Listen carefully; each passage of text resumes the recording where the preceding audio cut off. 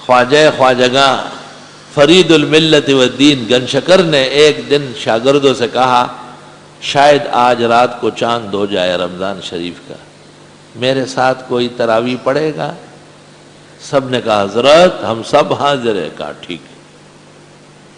جب رات کا وقت آیا حضرت نے تراویح کے لیے آگے ہوئے، خود تمام کے تمام اولیاء حفاظ تھے۔ یہ عجیب بات سن، حدیث کے بھی حافظ ہوتے تھے اور قرآن کے بھی، نصاب تھا۔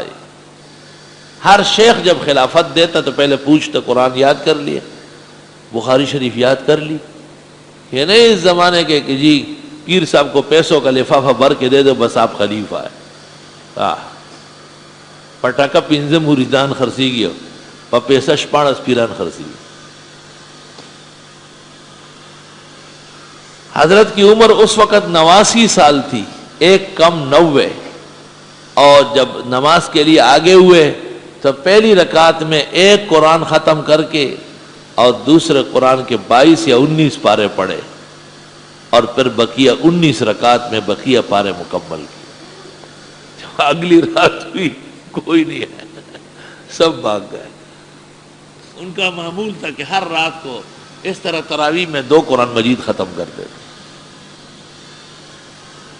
ان بزرگوں کی غذا تلاوت اور عبادت۔ وَآتَيْنَا دَاؤُودَ زَبُورًا، اور حضرت امام محمد نے 6 دن میں قرآن یاد کیا، ہشام کلبی نے 3 دن یا 4 دن میں یاد کیا۔ سنا ہے مولانا سلیم اللہ خان صاحب مدظلہ نے بھی تدریس کے ساتھ 6 مہینے میں یاد کیا ہے۔ ہمارے استاد مولانا مصباح اللہ شاہ مرحوم نے بھی تدریس کے زمانے میں مشکات کے سال 6 مہینے میں یاد کیا ہے۔ اللہ۔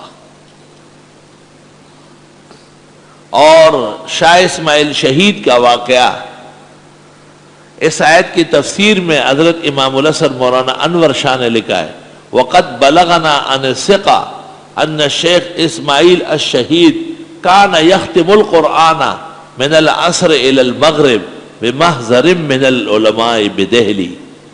شاہ اسماعیل عصر سے مغرب تک ایک قرآن مکمل کر دیتے تھے۔ کیسے کرتے تھے؟ طی الزمان ہے، یہ کرامات ہے۔